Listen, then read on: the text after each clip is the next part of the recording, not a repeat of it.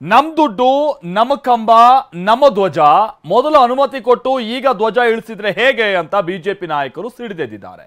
ಕೆರಗೋಡು ಧ್ವಜ ದಂಗಲ್ಗೆ BJP JDS ಕೂಡ entry ಕೊಟ್ಟಿರೋದು ಹನುಮ ಧ್ವಜ ವಿವಾದಕ್ಕೆ ರಾಜಕೀಯ ಬಣ್ಣ ಸಹಜವಾಗಿ ಮೆತ್ಕೊಂಡಿದೆ.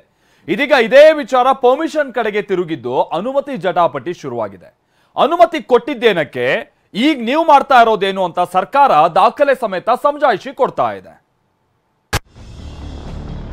ಮಂಡ್ಯ ಧ್ವಜ ದಂಗಲ್, ಕೈ ಕಮಲ ಮಧ್ಯೆ ಅನುಮತಿ ಜಟಾಪಟಿ. ಕೆರಗೋಡು ಧ್ವಜಸ್ತಂಭ, ಇದೇ ಧ್ವಜಸ್ತಂಭದಲ್ಲಿ ಧಾರ್ಮಿಕ ಬಾವುಟ ಹಾರಿಸಲು ಅನುಮತಿ ಇದ್ದ. ಇದೇ ವಿಚಾರವಾಗಿ ಬಿಜೆಪಿ ಕಾಂಗ್ರೆಸ್ ಮಧ್ಯೆ ಪರ್ಮಿಷನ್ ಫೈಟ್ ತಾರಕಕ್ಕೇರಿದೆ. ಹನುಮ ಧ್ವಜ ಹಾರಿಸಲು ಅನುಮತಿ ಇದ್ದು ಗ್ರಾಮ ಪಂಚಾಯಿತಿ ಸಭೆಯಲ್ಲಿ ನಿರ್ಣಯ ತೆಗೆದುಕೊಳ್ಳಲಾಗಿದೆ. ಆದರೆ ಅನುಮತಿ ಇದ್ರೂ ಧ್ವಜ ತೆರವು ಮಾಡಲಾಗಿದೆ ಅಂತ ಬಿಜೆಪಿ ಆರೋಪಿಸುತ್ತಿದೆ. ಆದ್ರೆ ಇದಕ್ಕೆ ಕೆರಳಿರೋ ಕೈ ನಾಯಕರು ದಾಖಲೆ ಸಮೇತ ಬಿಜೆಪಿಗೆ ಟಕ್ಕರ್ ಕೊಟ್ಟಿದ್ದಾರೆ. ಧ್ವಜಸ್ತಂಭದಲ್ಲಿ ರಾಜಕೀಯ, ಧರ್ಮದ ಧ್ವಜ ಹಾರಿಸಲ್ಲ. ಟ್ರಸ್ಟ್ ಬರೆದು ಕೊಟ್ಟಿದ್ದ ಪತ್ರ ಓದಿ ಬಿಜೆಪಿಗೆ ಪರಂ ಟಕ್ಕರ್. ಬಿಜೆಪಿ ಆರೋಪಕ್ಕೆ ದಾಖಲೆ ಸಮೇತ ತಿರುಗೇಟು ಕೊಟ್ಟಿರೋ ಗೃಹ ಸಚಿವ ಡಾಕ್ಟರ್ ಜಿ ಪರಮೇಶ್ವರ್ ಟ್ರಸ್ಟ್ನವರು ಕೊಟ್ಟಿದ್ದ ಪತ್ರವನ್ನ ಓದಿ ಪಂಚ್ ಕೊಟ್ಟಿದ್ದಾರೆ. ಮಂಡ್ಯ ವಿಚಾರದಲ್ಲಿ ಸರ್ಕಾರದ್ದೇನು ತಪ್ಪಿಲ್ಲ, ಪೊಲೀಸ್ನವ್ರದ್ದು ಏನು ತಪ್ಪಿಲ್ಲ.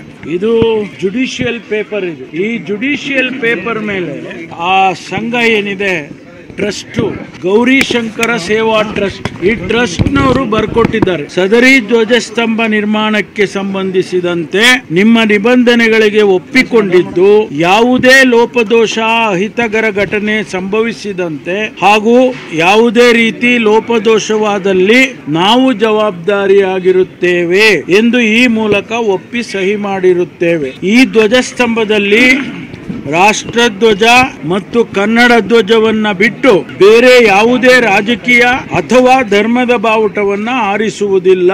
ವಂದನೆಗಳೊಂದಿಗೆ ಆ ಟ್ರಸ್ಟಿನ ಸದಸ್ಯರು ರುಜುವು ಮಾಡಿ ಕೊಟ್ಟಿದ್ದಾರೆ. ಅನುಮತಿ ಪಡೆದಿದ್ದು ರಾಷ್ಟ್ರಧ್ವಜ, ಕನ್ನಡ ಬಾವುಟ ಹಾರಿಸೋಕೆ.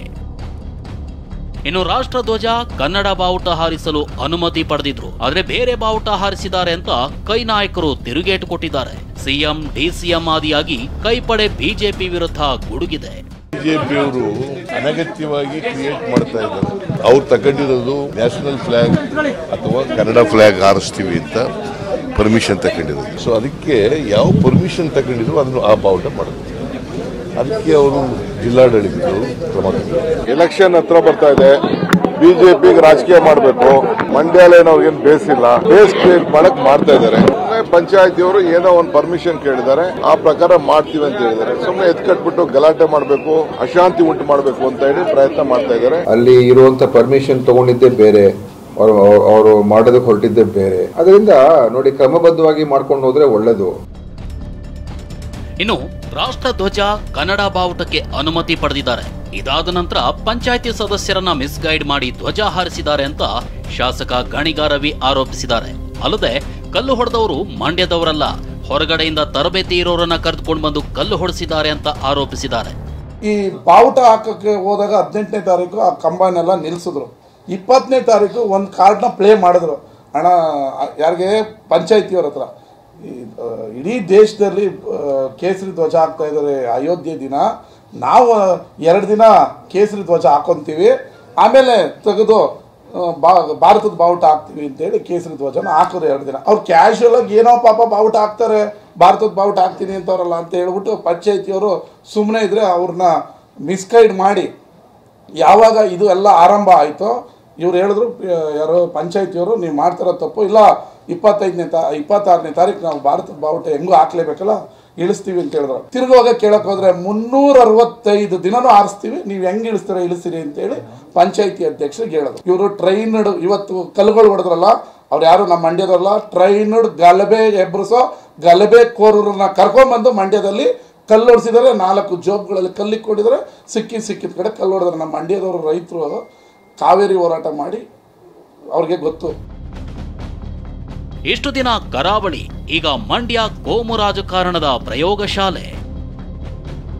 ಬಿಜೆಪಿ ವಿರುದ್ಧ ಸಚಿವ ಪ್ರಿಯಾಂಕ್ ಖರ್ಗೆ ಟ್ವೀಟ್ ಪ್ರಹಾರ. ಬಿಜೆಪಿಯ ಧ್ವಜಾಸ್ತ್ರಕ್ಕೆ ಸಚಿವ ಪ್ರಿಯಾಂಕ್ ಖರ್ಗೆ ತಿರುಗೇಟು ಕೊಟ್ಟಿದ್ದಾರೆ. ಬಿಜೆಪಿ ಮತ್ತು ಆರ್ಎಸ್ಎಸ್ ಇಷ್ಟು ದಿನ ರಾಜ್ಯದ ಕರಾವಳಿಯನ್ನ ತನ್ನ ಕೋಮು ರಾಜಕಾರಣದ ಪ್ರಯೋಗಶಾಲೆಯನ್ನಾಗಿ ಮಾಡಿಕೊಂಡಿತ್ತು. ಈಗ ಮಂಡ್ಯದಲ್ಲಿ ತಮ್ಮ ಕೋಮು ರಾಜಕಾರಣದ ಪ್ರಯೋಗ ಆರಂಭಿಸಿದೆ ಅಂತ ಕಿಡಿಕಾರಿದ್ದಾರೆ. ಇಷ್ಟು ದಿನ ಕರಾವಳಿಯನ್ನ ಕೋಮು ರಾಜಕಾರಣದ ಪ್ರಯೋಗಶಾಲೆಯನ್ನಾಗಿ ಮಾಡಿಕೊಂಡಿದ್ದ ಬಿಜೆಪಿ ಹಾಗೂ ಸಂಘ ಪರಿವಾರ ಈಗ ಮಂಡ್ಯದಲ್ಲಿ ತಮ್ಮ ಪ್ರಯೋಗ ಆರಂಭಿಸಿದೆ. ಸಮಾಜ ಶಾಂತಿಯುತವಾಗಿದ್ದರೆ ಬಿಜೆಪಿಗೆ ತಿಂದ ಅನ್ನ ಜೀರ್ಣವಾಗುವುದಿಲ್ಲ ಎನಿಸುತ್ತದೆ. ಮಂಡ್ಯದಲ್ಲಿ ಬೆಂಕಿ ಹತ್ತಿಸಿ ಆ ಬೆಂಕಿಯಲ್ಲಿ ರಾಜಕೀಯದ ಚಳಿ ಕಾಯಿಸಿಕೊಳ್ಳುತ್ತಿರುವ ಬಿಜೆಪಿ ನಾಯಕರು ಅತ್ಯಂತ ಕೀಳು ಮಟ್ಟಕ್ಕೆ ಇಳಿದಿದ್ದಾರೆ. ಇದಷ್ಟೇ ಅಲ್ಲ, ರಾಷ್ಟ್ರಧ್ವಜ ಮತ್ತು ಕನ್ನಡ ಬಾವುಟ ಹಾರಿಸಲು ಅನುಮತಿ ಪಡೆದು ರಾಷ್ಟ್ರಧ್ವಜದ ಬದಲು ಏಕಾಏಕಿ ಭಗವಧ್ವಜ ಹಾರಿಸುವ ಷಡ್ಯಂತ್ರ ರೂಪಿಸಿದ್ಯಾರು? ಅನುಮತಿ ಪತ್ರದ ಷರತ್ತುಗಳನ್ನು ಉಲ್ಲಂಘಿಸಲು ಪ್ರೇರೇಪಿಸಿದ್ಯಾರು? ಬಿಜೆಪಿ ಅದೆಷ್ಟು ದಿನಗಳಿಂದ ಶಾಂತಿ ಕೆಡಿಸುವ ಸಂಚು ರೂಪಿಸಿತು? ಕಾನೂನು ನೀತಿ ನಿಯಮಗಳನ್ನ ಬಿಜೆಪಿ ಕಾಲ ಕೆಳಗಿನ ಕಸದಂತೆ ನೋಡೋದ್ಯಾಕೆ? ಹೀಗಂತ ಸಾಲು ಸಾಲು ಪ್ರಶ್ನೆಗಳಿಗೆ ಉತ್ತರಿಸಿ ಅಂತ ಟ್ವೀಟ್ ಮಾಡಿದ್ದಾರೆ. ಕಾಂಗ್ರೆಸ್ನಿಂದ ಸುಳ್ಳು ದಾಖಲೆ ಸೃಷ್ಟಿ ಅಂತ ಅಶೋಕ್ ತಿರುಗೇಟು. ಅನುಮತಿ ಪಡೆದಿದ್ದೇ ಬೇರೆ, ಬಾವುಟ ಹಾರಿಸಿದ್ದೇ ಬೇರೆ ಅನ್ನೋ ಕಾಂಗ್ರೆಸ್ ವಾದಕ್ಕೆ ವಿಪಕ್ಷ ನಾಯಕ ಆರ್ ಅಶೋಕ್ ತಿರುಗೇಟು ಕೊಟ್ಟಿದ್ದಾರೆ. ಕಾಂಗ್ರೆಸ್ ಸುಳ್ಳು ದಾಖಲೆ ಸೃಷ್ಟಿಸಿದೆ ಅಂತ ಕಿಡಿಕಾರಿದ್ದಾರೆ. ಅಲ್ಲಿ ಹನುಮಾನ ದೇವಸ್ಥಾನ ಇರೋದು ನಿಜ, ಬಾವುಟ ಹಾಕಿರೋದು ನಿಜ, ಪರ್ಮಿಷನ್ ತಗೊಂಡಿರೋದು ನಿಜ. ಕಾಂಗ್ರೆಸ್ ಅವರು ಸುಳ್ಳು ದಾಖಲೆಗಳನ್ನು ಕ್ರಿಯೇಟ್ ಮಾಡಿ ನಾವು ರಾಷ್ಟ್ರಧ್ವಜಕ್ಕೆ ಕೊಟ್ಟಿದ್ದೀರಿ ಅಂತ, ಅದು ಮೋಸ. ಇವ್ರಿಗೆ ಆ ಥರ ಇದ್ದಿದ್ರೆ ರಾತ್ರಿ 3 ಗಂಟೆಗೆ ಹೋಗಿ ಯಾಕೆ ಇಳಿಸ್ಬೇಕಾಯ್ತು? ಕಾಂಗ್ರೆಸ್ ಹಿಂದೂ ವಿರೋಧಿ ಅನ್ನೋ ಅಸ್ತ್ರ ಹೂಡಿರೋ ಬಿಜೆಪಿ ಧ್ವಜ ದಂಗಲ್ ಹೋರಾಟ ತೀವ್ರಗೊಳಿಸಲು ಪ್ಲಾನ್ ಮಾಡಿದೆ. ಆದರೆ ಬಿಜೆಪಿಯೇ ಸೃಷ್ಟಿಸಿರೋ ಷಡ್ಯಂತ್ರ ಅಂತ ಕಾಂಗ್ರೆಸ್ ಆರೋಪ ಮಾಡ್ತಿದೆ. ಲೋಕ ಚುನಾವಣೆ ಹೊತ್ತಲ್ಲಿ ಹನುಮ ಜಟಾಪಟಿ ತಾರಕಕ್ಕೇರಿದ್ದು ಈ ಮಾತಿನ ಯುದ್ಧ ಮತ್ತಷ್ಟು ಜೋರಾಗೋ ಸಾಧ್ಯತೆ ಇದೆ. Bureau report, TV9.